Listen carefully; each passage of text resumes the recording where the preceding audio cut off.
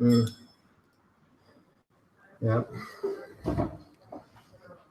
So thank you. Good morning again. Also, all the documentation you're going to be seeing here, you will have it into the calendar invite. You will have the presentation, 2 videos.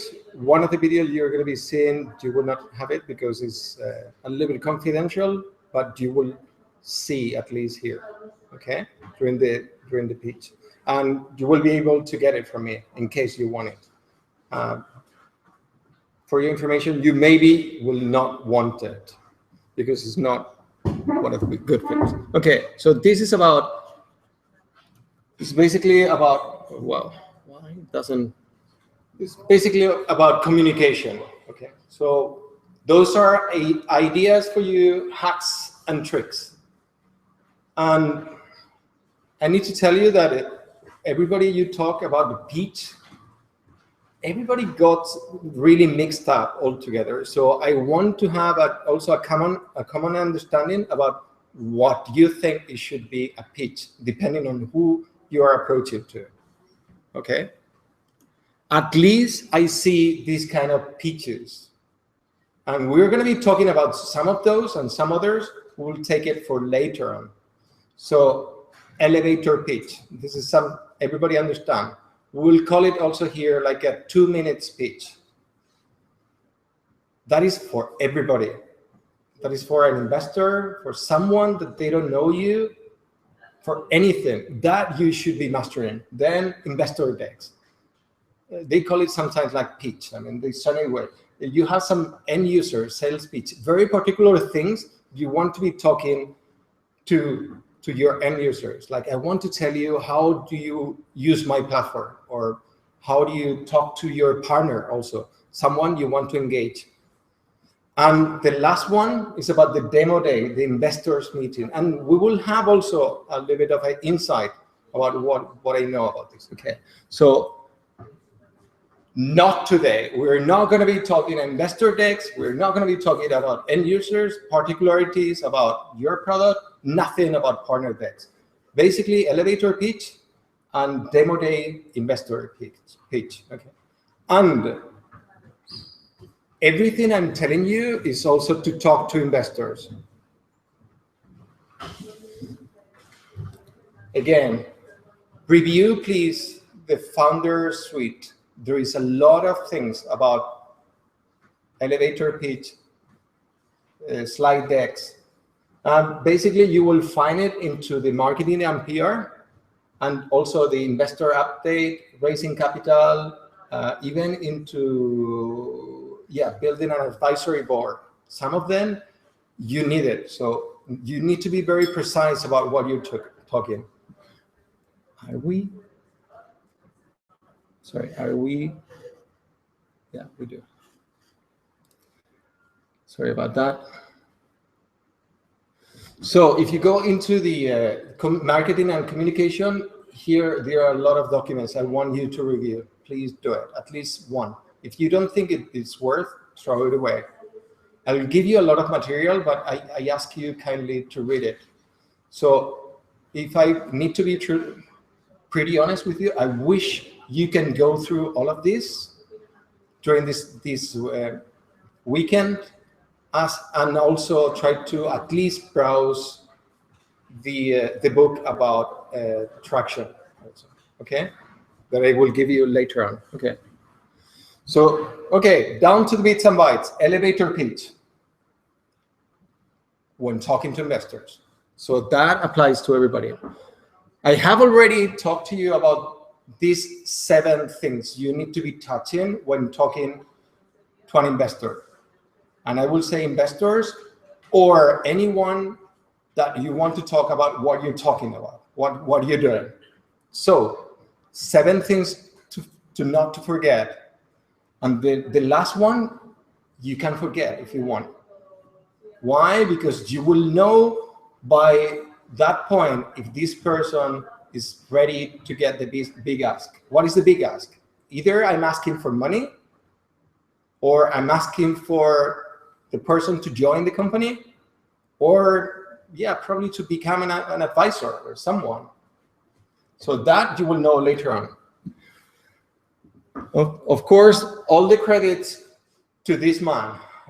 He started up 2 companies before and sold the 2 companies. And he has an amazing pitch. It's only 10 minutes about what things you need to be talking about this. This is part of the lecture 19 of the How to Start a Startup. It will take you 10 minutes. Review it. Put the subtitles because he will give you all the hints. I'm going to be just briefly talking to you. So 2 minutes is the elevator pitch. It will only be used once when talking to someone. So if you talk to an investor and you say exactly the same things, next time he's going to be saying, come on, I need something else. Okay? And it is divided into two different parts. One is the very generic one, the first 3. That will be 30 seconds. You need to have it in 30 seconds. And that is 3 phrases about what you do. What you do, assuming the person you have in front know nothing, literally nothing about what you do. And I'm sorry, maybe I'm going to be repeating myself. For example, Airbnb. What do you think is Airbnb? So if I'm working and setting up Airbnb, I will say, if I'm into Europe, probably I'm going to be saying, oh, this is a platform about space of the, it's like, forget. I mean, that is not the right way. Why? Because you're using jargon. You're using words that the person you have in front may interpret in a completely different way. So that will be a phrase like, Airbnb is helping you to hire or to rent your extra space. It's either a room or your home. Something like that, one phrase. If you don't get it in one phrase, bad, really bad. And everybody needs to be, you can be applying also what is called the mom test or the grandmother test, also they call it. So, okay. Second, about the market. Everybody wants to hear you are into a multi-million-dollar market. Why? Because if you do good, you will make a lot of money and you're going to be rich. So market relevant to what you're doing. So in Airbnb it will be, what is the online hotel market? What is the vacation rental market? Okay, because that is the market you're trying to approach. Don't tell me about how many hotels or how many people use. No, talk about money. And one phrase.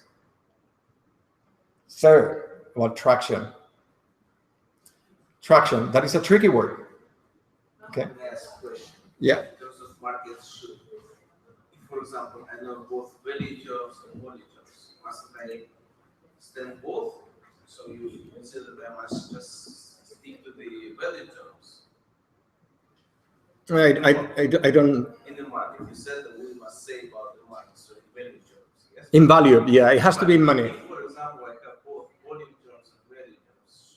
Shouldn't I do both? It's better in money. I mean, you need to be bearing in mind is for people to have an idea that in the market you're in, you can make a lot of money if you're big. But do something relevant to what you're doing. Don't talk about the gaming industry itself. If you're talking about one specific part of the gaming industry, you need to be very specific to them. Why? Because otherwise people will just fly away and think what you're saying is not relevant to what you're doing. It's big enough. Yeah, it could be big enough, but yeah, you could say the market, in case of Airbnb in the beginning when they started, you could say that the hotel market, it was 1 billion just in the US. So if we get a fraction of that, 5–10%, I think they are more right now, they will be rich. Okay, you got it? A little bit relevant to the point, and in monetary terms, traction. And here we got into something that maybe is a little bit touchy. Normally, what it will be great for you if you say, okay, we got this idea about 6 months ago, and then 3 months ago we developed a beta product. We are launching the next version, and this is. You need to be telling that this is moving extremely fast. and that this is the right time to talk to them. So if you've been working in your product, in your project for 2 years and things are going bumpy, nobody cares about that. Try to put it in the best way to persuade you're doing things very amazingly, okay? Traction, 30 seconds, 3 phrases. That's it. Next, and this is for people that they want to know more about what you're doing. Is either someone that wants to be giving the money or someone that, okay. Then we go into one thing that is called unique insight. That is the secret sauce. That is the aha moment. If you tell me, and then you need to be talking about the competition here. You need to know who else is into the competition world and how you're doing things differently and where is the yes, and now I understand. For example, if you're doing an application about doctors and patients, you need to be talking about the competition. It's like, do you know the doctor is doing like this and making that much money, but they haven't realized that if you do this, that is exactly what we're doing. We're going to be earning a lot of money. That is the aha moment. And then you will see by the face of the other person if they got it or not. So you need to be telling this person something that they don't know. Because if they know, they will say, uh-huh. If they put a face like, it's like, probably I don't understand what you're talking to me. Or if I say no or yes, you will see by the face if you click the aha, that unique insight. Next, business model. Be straight. Don't talk about all the things you can monetize, all the ways you can monetize. It's all bullshit. Be straight to the point. If you're going to be monetizing because of advertising, you say it, advertising. If you're BlaBlaCar and you say, I'm going to make a commission out of the transaction, you say commission. That's it. The more you talk, the easier you say things that the other person is not going to be liking. But yes, say it straight away. If the market, the industry is going into advertising, say it. I'm going to be doing advertising. If it doesn't work, you will change it later on. Nobody's going to be taking your leg and putting it into the fire because you didn't monetize three years later, because you didn't monetize the way you told them. But now, say it very loud. And just one thing. Don't tell everything that you can monetize. Next, about the team. Yeah, please, go. For example, if you have multiple revenue streams in a business model, yes. All of them, or? You're talking about the first 2 minutes. You're talking to someone. Say one. The one that is most important. You're the one, you know the best which one is going to be getting you the most of the revenue in the beginning. And you're testing it. I mean, don't say all the ways. The guys from BlaBlaCar, they don't need to mention that. They know they can monetize in too many ways. But you can hold it and you can say it's going to be transaction. We're waiting until we get a big customer base to do it. Don't mention all of them. If you mention all of them, okay, for all the investors, that they need to check it out if you got it right. If you tell about too many, they will put a big question mark about what you're doing. Maybe they don't know what to do, and they are testing everything. Okay. Team. Talking about team, how many technical versus business people? Best way will be between 2 and 4 people. 1 is technical, or 2 are technical, 2 are business. I mean, balanced team. How do you know each other? Do you met into special event like the one we're having next week, or do you know each other for 6 months or for a year? How do you start it? Tell me a little bit. Don't talk about the PhDs you have. Don't go into the bits and they don't care. And then, big ask. By then, maybe you are Do you know the type of person you have in front? If not, ask, where are you? Have you invested or anything? And if they ask you, okay, are you raising money? Then you need to be prepared. And that means you need to speak about jargon things. So Google it. I'm raising into a convertible note. Why? Because I'm giving equity to some, and we are looking into a convertible note, 120,000 for doing this, this, and this. That's it. But talk about the terms that you're used to it. Don't say, I don't know, maybe 150 or 300, we haven't figured out. If you say something like that, they know you're not serious about raising money. Be to the straight numbers. I was extremely impressed with one of the companies. You will have the guy here, and he was saying from the beginning when he got here, I'm going to be raising 400K in a 2.7 valuation. It's like, how do you know that? It's like, I know that. And he was really stick to the point. He knew about the figures and everything he needed to be doing. At the end, he got 500,000 on a 3.3 million valuation. But he was very precise about the thing. And if you're talking about an investor, you need to be precise. Okay?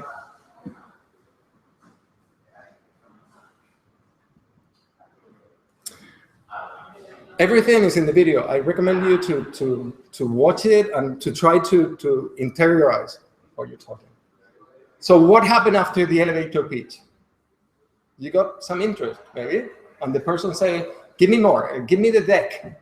So you need to be prepared. It's like, send me the figures. It's like, and then you're coming here and rushing out. It's like, I got someone that is interested, so I need to set up a pitch deck. Yes, we'll help you out with the pitch deck, but this is not going to be happening today. Not today. No, it's not going to be the pitch deck today. It will be another day. We'll give you a lot of ammunition, good pitch decks and really bad pitch decks. At least what it needs to be into the pitch deck, you have it too. So the next thing, they will probably tell you, come on, what about talking for 10 more minutes? Give you 2. Like, I'm interested. So why don't we talk? Then you are in a really big situation. It's like, oh, maybe I can do things good. And then I will refer to another part of this video that is on lecture 19. So these are 2 guys that they are going to be playing like a, you call it, how do you call it? Like role play. That's it. You have the investor and you have here the startup. Okay.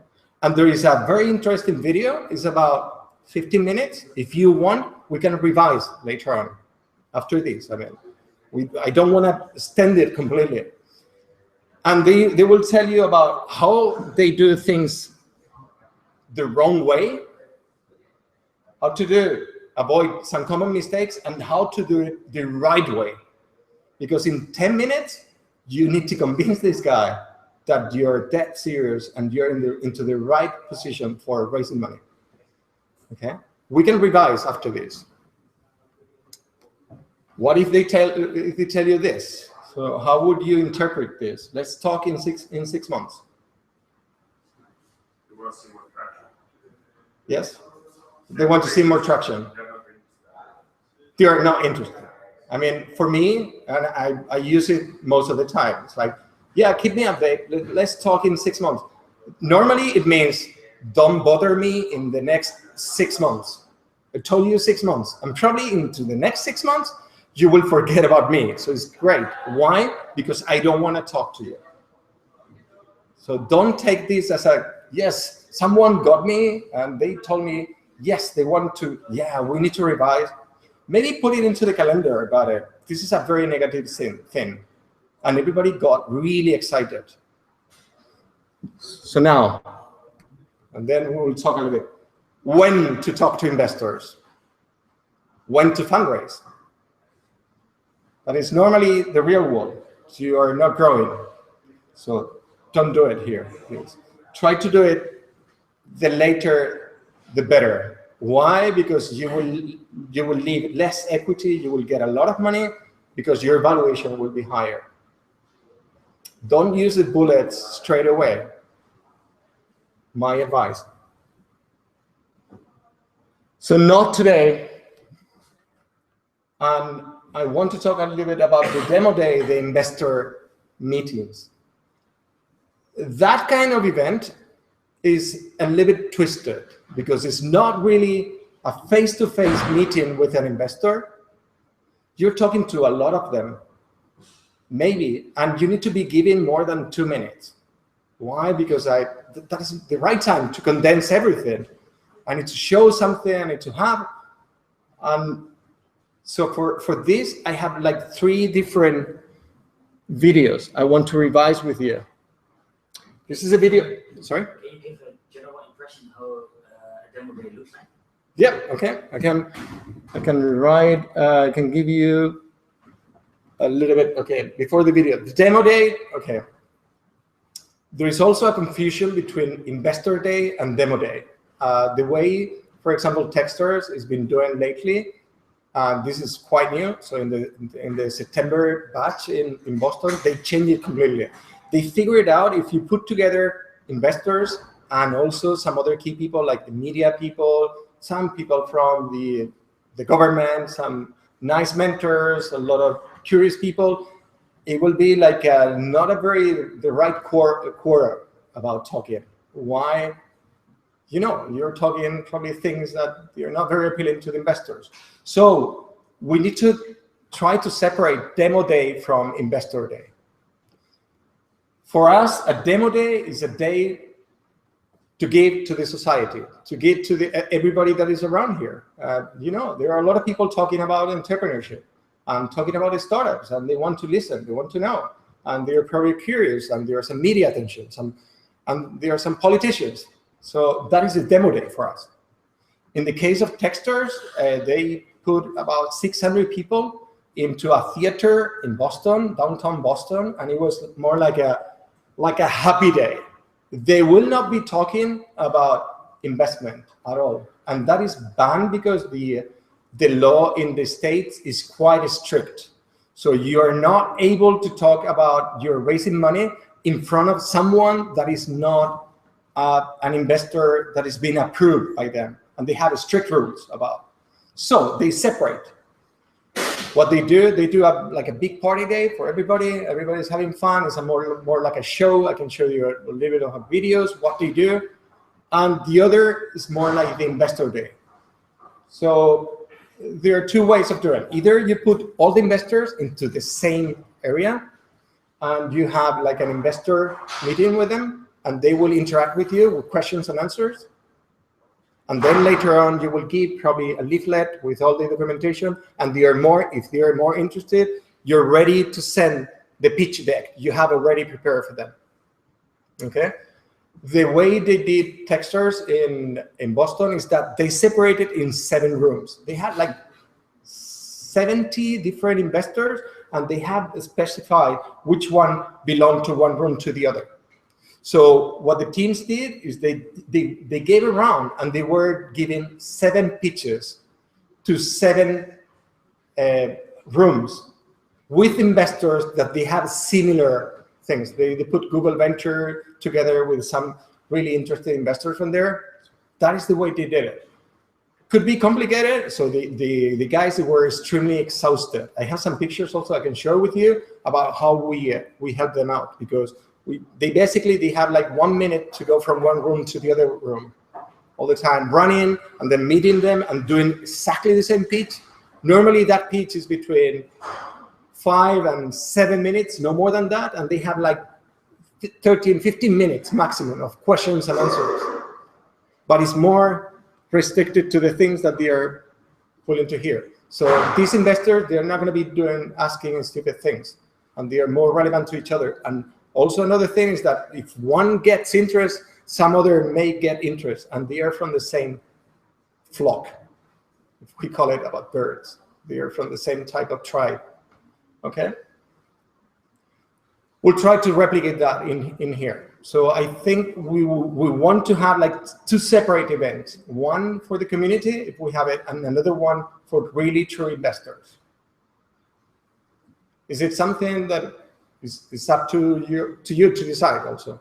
if you think is necessary or not, or we can condense them to one day. So we'll have the demo day on the 9th or the 10th, and the investor day on the 9th or the 10th. And that will depend on the investors, their availability. Yeah, December. We are quite restricted because there is a big bank holiday until the 8th of December. So those are really tricky dates. But we need to be decided 9th or 10th. I think, in my opinion, yeah, it makes more sense to have demo day before this. Yeah. Because people will get used to speaking from voicing like a okay. get used to stress and so on. Okay. There is some confidence. That will help you out. Okay. About confidence, and this is something, it will take time. And I wish if you want, you're going to be doing 100 times. And we're going to be giving you feedback. Not only we, but also all the mentors that are here. Why? Because you're doing it. You need to be pitching in 2 minutes. If they don't get it, please tell me. Like, what? Right? And you're changing all the time. But bear in mind, this is about 5 minutes, something like that, 4 or 5 minutes. And the elevator pitch is only 2 minutes. Don't get it mixed. But the elevator pitch, you need it for every single mentor you're meeting, every single one you're meeting. Why? If you're going to be meeting here with mentors, you will not have more than 15, 20 minutes to get them engaged. So very good in communication for these 2 minutes. If they don't get what you do, yeah, you say that. I don't like cursing in another language, but I push all the time. So, okay, that was what I wanted to say today. We can do a few things. One, revise the videos from some demo days, investor days we have. I have hot when they were here, hot when they were in Techstars in Boston during the demo day. And then I have the video from the team that I like it the most. It's a Canadian team called Provender. I want you to just review it. He's an expert in communication. He gets you engaged. I don't know how you will say, but and we can talk a little bit about the things we like, the things we don't like, the way they do.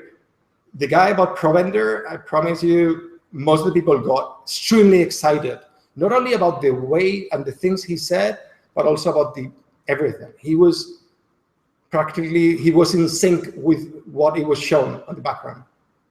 Okay. The other thing we can do also is look into this, talking to investors. This is very interesting role playing. If you think you can do it during the weekend and you will do it during the weekend, I will skip it. I will leave it to you.